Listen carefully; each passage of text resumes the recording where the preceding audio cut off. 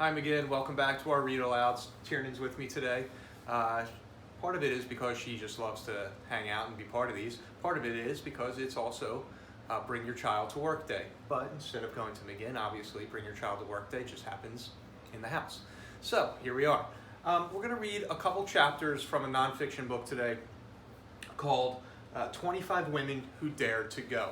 It's part of a series that explores great women's achievements in history, and these achievements in this book that are highlighted are about women who are willing to go out and break down barriers and become the first in their fields. So here we go.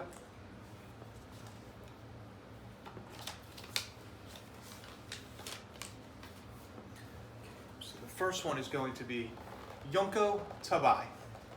Before 1975, only men had ever climbed to the top of Mount Everest.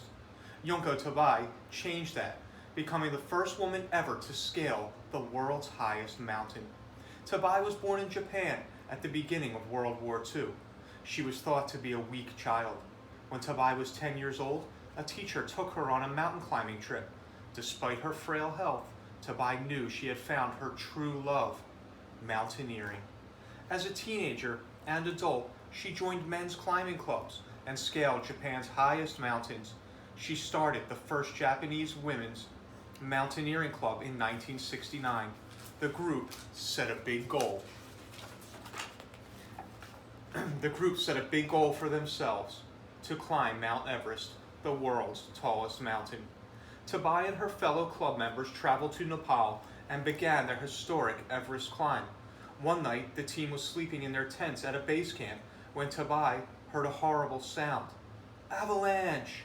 Before she could move, a wall of snow hit their camp, sending everyone tumbling down the mountain. Miraculously, everyone survived. 12 days later, on May 16, 1975, Tabai reached the top of Mount Everest, the first woman to get there.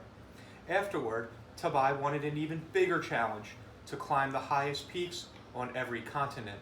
For the next 12 years, she traveled the world and successfully climbed the world's 6 highest mountains after Everest: Kilimanjaro, Aconcagua, Denali, Elbrus, Vincent Massif, and Puncak Yaya. She became the first woman to successfully climb the 7 summits.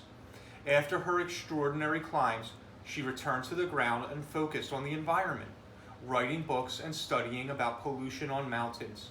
But she still kept climbing, taking students on a climb of Mount Fuji every summer since 2012.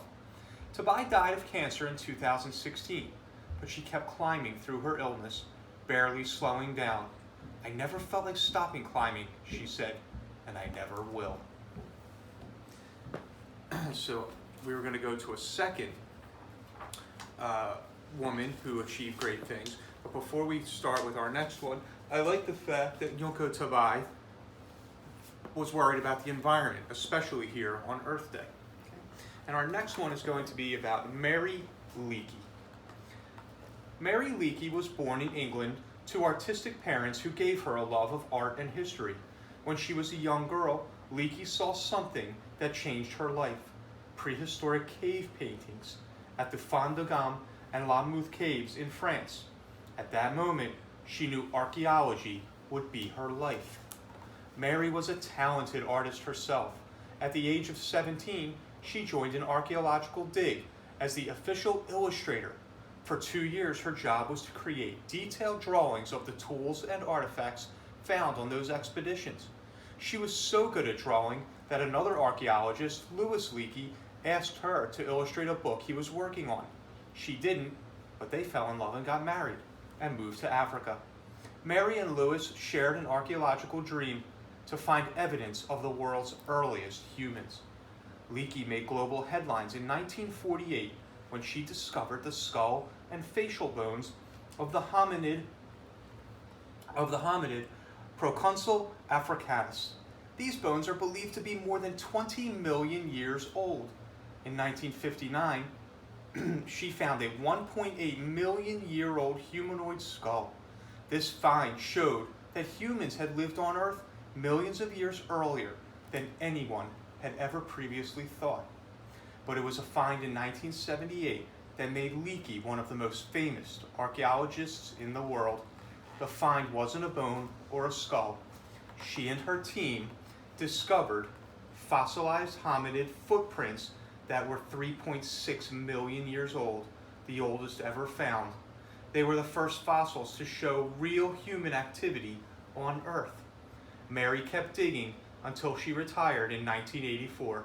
She died in Kenya in 1996. Her discoveries influenced everything we know today about human history. So hopefully that book will give you some inspiration to believe that you can achieve anything you want. You can be the first to accomplish something. You can push yourself and dream big, and that is always going to be an important thing. I'll see you guys tomorrow again. Take care.